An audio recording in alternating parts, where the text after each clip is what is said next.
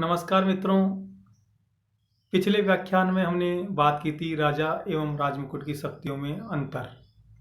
उसी कड़ी के तहत हम आज बात करेंगे ब्रिटिश प्रधानमंत्री एवं मंत्रिमंडल की स्थिति के बारे में आज बात करेंगे। मित्रों, प्रधानमंत्री एवं मंत्रिमंडल अपने यहाँ देखो, एक बात तो आपको ये जानना जरूरी है कि प्रधानमंत्री के सहयोगी के रूप में एक मंत्रिमंडल का गठन किया जाता है। अपने यहाँ मंत्रिपरिषद कहा जाता है और कुछ जो महत्वपूर्ण लोगों की जो टीम होती है, जो कैबिनेट स्तर के मंत्री होते हैं, वो मंत्रिमंडल की श्रेणी में आते हैं। और जो राज्य मंत्री या राज्य मंत्री स्वतंत्र प्रभार वाले मंत्री होते हैं, वो सब मंत्रिपरिषद की श्रेणी में आते हैं। अब हम ब्रिटिश संविधान में प्रधानमंत्री एवं मंत्रिमंडल के संदर्भ में बात करते हैं। तो इसमें पहला आप लोगों को ये समझना होगा कि ब्रिटिश प्रधानमंत्री एवं मंत्रिमंडल के पास कार्यपालिका की वास्तविक शक्तियां होती हैं। वो कार्यपालिका का वास्तविक प्रमुख होता है, जबकि राजा, सम्राट ये नाम मात्र के प्रतीक माने जाते हैं। तो इसलिए आप लोगों को ये विदित होना चाहिए कि ब्रिटिश प्रधानमंत्री वास्तविक कार्यपालक होता है। दूसरा, प्रधानमंत्री मंत्रिमंडलीय जहाज का परिचालक होता है। ये ब्रिटेन में क्या, ये भारत के संदर्भ में भी आप देख सकते हो और दुनिया के अन्य देशों में भी आप देख सकते हो कि प्रधानमंत्री मंत्रिमंडलीय जहाज का एक तरह से परिचालक माना जाता है। यानी इसको एक केंद्रीय स्थिति प्राप्त है मंत्रिमंडल में, या इसको यूं कह दीजिए कि यह नक्षत्रों के बीच में चंद्रमा के समान है, या ये कह दीजिए कि यह जहाज का मुख्य कप्तान है, मुख्य कैप्टन है ये जहाज का। तो प्रधानमंत्री की केंद्र स्थिति है और उसके इर्द गिर्द ये सारे मंत्रिमंडलीय सदस्य होते हैं। ये आपको अच्छी तरह समझना चाहिए। तीसरा बिंदु, मंत्रिमंडल प्रधानमंत्री के सहयोगी के रूप में महत्वपूर्ण लोगों की एक टीम होती है और ये टीम भी वो स्वयं बनाता है, स्वयं अपने लोगों को दलीय आधार पे या उनकी योग्यता के आधार पर वो है सेलेक्ट करता है। तो प्रधानमंत्री के जो सहयोगी के रूप में मंत्रिमंडल होता है, वह महत्वपूर्ण लोगों की एक टीम होती है। अमेरिका के संविधान में तो एक वर्ड और प्रयोग में लिया जाता है इसके लिए कि वहाँ महत्वपूर्ण में भी कुछ लोग अति महत्वपूर्ण होते हैं जो राष्ट्रपति के सहयोगी के रूप में होते हैं, और उसके लिए एक शब्द प्रयोग में लिया जाता है किचन कैबिनेट। ये अमेरिका के संविधान में आप लोग पढ़ोगे जब पता चलेगा, किचन कैबिनेट यानी जो वहाँ राष्ट्रपति के जो सचिव होते हैं विभिन्न विभागों के, उनके अंदर भी 4-5 लोग ऐसे होते हैं जो बहुत महत्वपूर्ण होते हैं और वो राष्ट्रपति उन्हीं की सलाह से ही काम करता है, तो उसको किचन कैबिनेट कहा जाता है। ऐसा सब जगह देखने को मिलेगा, लेकिन कहीं जगह प्रकट रूप से है तो कई जगह यह है छद्म रूप से है। भारत में भी प्रधानमंत्री जब कोई निर्णय लेता तो उसमें 4-5 लोगों की मुख्य भूमिका होती है, लेकिन दिखाया ऐसा जाता है कि ये संपूर्ण मंत्रिमंडल की सलाह से हो रहा है। तो वहाँ भी जो महत्वपूर्ण में भी कुछ महत्वपूर्ण लोग तो होते ही हैं, लेकिन सामान्यतया जो मंत्रिमंडल के सदस्य होते हैं वो प्रधानमंत्री की महत्वपूर्ण लोगों की एक टीम होती है। अगला उदाहरण, मंत्री विभागीय प्रमुख होते हैं। जो भी मंत्री होता है वो विभागीय प्रमुख होता है, डिपार्टमेंट का मुखिया होता है वो। अपने यहाँ भी जैसे जो कैबिनेट मंत्री जो होते हैं वो विभागीय प्रमुख होते हैं और राज्य मंत्री उनके सहयोगी के रूप में काम करते हैं। अब यहाँ कुछ मंत्री ऐसे भी होते हैं जो उनका स्तर, उनका दर्जा तो राज्य मंत्री का होता है, लेकिन उनको स्वतंत्र प्रभार, किसी विभाग का स्वतंत्र प्रभार दे दिया जाता है और वो उस विभाग के विभागीय प्रमुख माने जाते हैं। जैसे मैं आप लोगों को, वो छोटे डिपार्टमेंट्स उनको दे दिए जाते हैं और उनका उसमें कह दिया जाता है कि राज्य मंत्री स्वतंत्र प्रभार। इसका मतलब है कि वो उस विभाग का तो प्रमुख रहेगा, वो उस डिपार्टमेंट का तो मुखिया रहेगा, लेकिन उस मंत्री का लेवल राज्य मंत्री के स्तर का होगा और कैबिनेट मंत्री तो विभागीय प्रमुख होते ही हैं, उनके पास तो विभाग होते ही है। और उन कैबिनेट मंत्रियों के सहयोगी के रूप में कुछ बड़े मंत्रालयों में राज्य मंत्री भी नियुक्त किए जाते हैं। जैसे अपने यहाँ रेल मंत्रालय, वित्त मंत्रालय, गृह मंत्रालय, बहुत बड़े बड़े विभाग हैं। इनमें गृह मंत्री, रेल मंत्री और वित्त मंत्री के सहयोगी के रूप में कुछ राज्य मंत्रियों की भी नियुक्ति की जाती है। तो मंत्री विभागीय प्रमुख कहलाते हैं। ब्रिटेन में भी मंत्री वहाँ के विभागीय प्रमुख होते हैं और वो विभाग उन्हीं के नाम से संचालित होता है। उन्हीं के अंतिम हस्ताक्षर से वहाँ प्रस्ताव पारित किए जाते हैं, निर्णय लिए जाते हैं और योजनाएं बनाई जाती हैं। अगला बिंदु है छाया मंत्रिमंडल।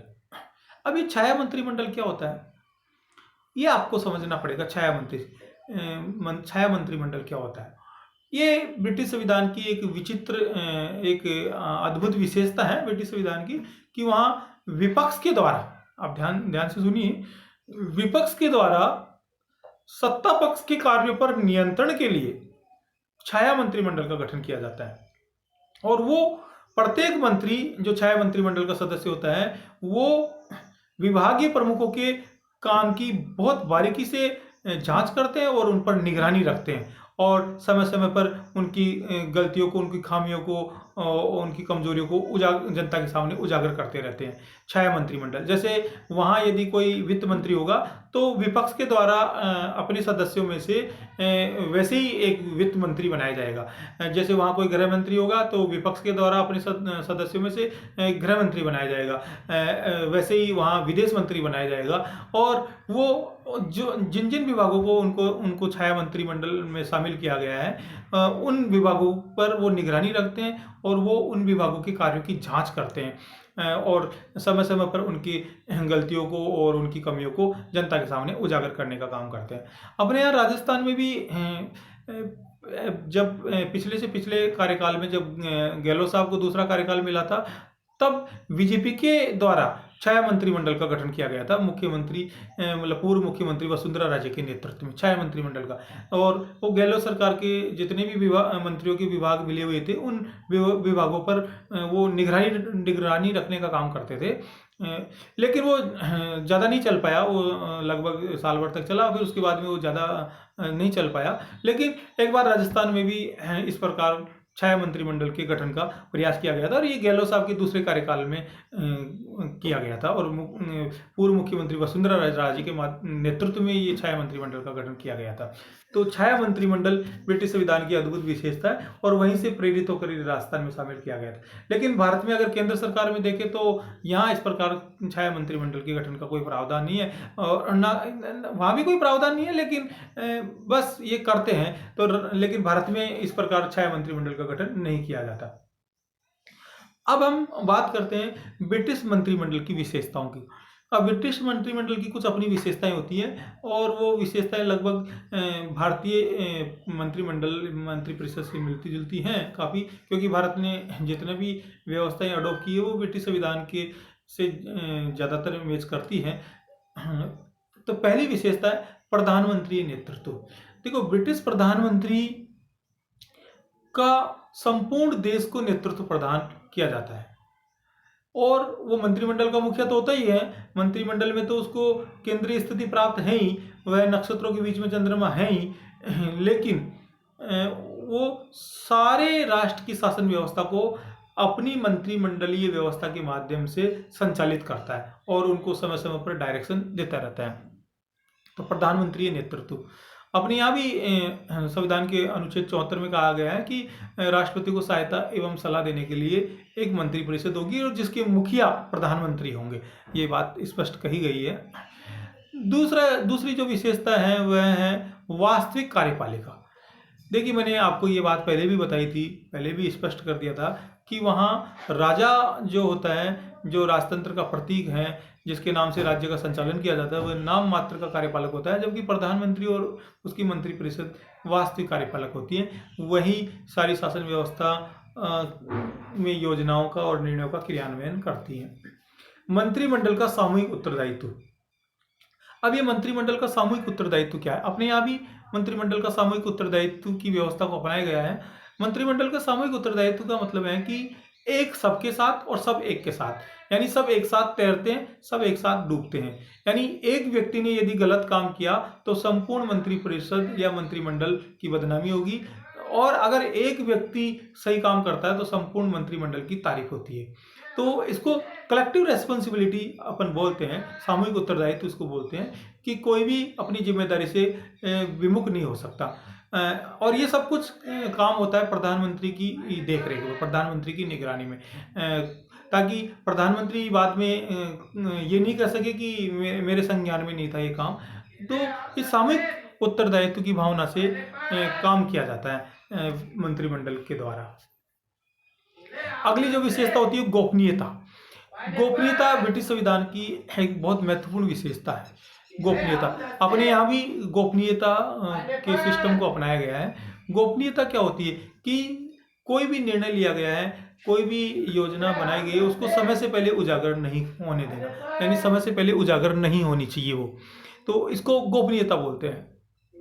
अगर समय से पहले उजागर हो गई तो गोपनीयता भंग होने का डर रहता है और उसका बहुत बड़ा खामियाजा भारत की जनता को भुगतना पड़ सकता है। अपने यहाँ आपने देखा होगा कि यहाँ मंत्री परिषद के लोगों को दो प्रकार की शपथ दिलाई जाती है। एक तो पद की शपथ दिलाई जाती है और दूसरी गोपनीयता की शपथ दिलाई जाती है, कि गोपनीयता भंग नहीं होनी चाहिए।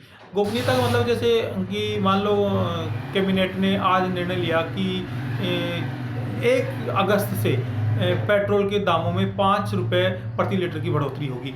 अब ये बात अगर मान लो समय से पहले उजागर हो जाए तो इससे कालाबाजारी होगी, क्योंकि लोग अपने यहाँ पेट्रोल का और डीजल का स्टॉक करने लग जाएंगे और जनता को तकलीफ होगी। तो कहने का मतलब मेरा है कि कोई भी निर्णय समय से पहले उजागर नहीं किया जाना चाहिए। ये गोपनीयता वहाँ की एक महत्वपूर्ण विशेषता है। अगला बिंदु है राजनीतिक सजातीयता। राजनीतिक सजातीयता क्या होती है ये आपको समझना पड़ेगा। राजनीतिक सजातीयता का मतलब होता है कि यहाँ जो मंत्रिमंडल के जो सदस्य होते हैं वो एक ही दल के होते हैं। राजनीतिक सजातीयता ब्रिटिश संविधान की बहुत मुख्य विशेषता है, भारत के संविधान की भी मुख्य विशेषता है। अमेरिका के संविधान में ऐसा नहीं देखने को मिलता, लेकिन ब्रिटिश संविधान में देखने को मिलता है कि वहाँ जो मंत्रिमंडल के जो लोग होंगे वो एक ही दल के होंगे और उनकी विचारधारा एक होगी, उनका एजेंडा एक होगा, उनकी कार्यशैली एक होगी, उनका नेतृत्व एक होगा। तो इसको राजनीतिक सजातीयता कहते हैं। अमेरिका में ऐसा नहीं होता। अमेरिका में राष्ट्रपति अपने मंत्रिमंडलीय सहयोगियों के गठन के लिए स्वतंत्र होता है और वो कहीं से भी किन्हीं भी लोगों को अपने कैबिनेट में शामिल कर सकता है। तो वहाँ राजनीतिक सजातीयता नहीं पाई जाती, लेकिन भारत और ब्रिटेन में ये स्पष्टतया देखी जा सकती है राजनीतिक सजातीयता। इसका मतलब ये है कि सिमिलरिटी होती है। अपने आपने देखा होगा कि कभी भी सत्ता पक्ष विपक्ष के लोगों को मंत्रिमंडल में या मंत्रिपरिषद में शामिल नहीं करता। वो उसी दल के सदस्यों या उसकी दलीय विचारधारा से मैच करने वाले जो गठबंधन दल के सदस्य होते हैं उन्हीं में से वो मंत्रिमंडल या मंत्रिपरिषद के सदस्यों की नियुक्ति करता है। तो राजनीतिक सजातीयता होती है, उनकी विचारधारा कॉमन होती है, उनका एजेंडा कॉमन होता है, उनका नेतृत्व कॉमन होता है। अब अगला जो बिंदु है व्यवस्थापिका एवं कार्यपालिका में घनिष्ठ संबंध। ये भी ब्रिटिश संविधान की मुख्य विशेषता है और ये अक्सर वहां देखने को मिलेगा जहां संसदात्मक शासन व्यवस्था है। देखिए मित्रों, सरकार के 3 महत्वपूर्ण अंग होते हैं, व्यवस्थापिका, कार्यपालिका और न्यायपालिका।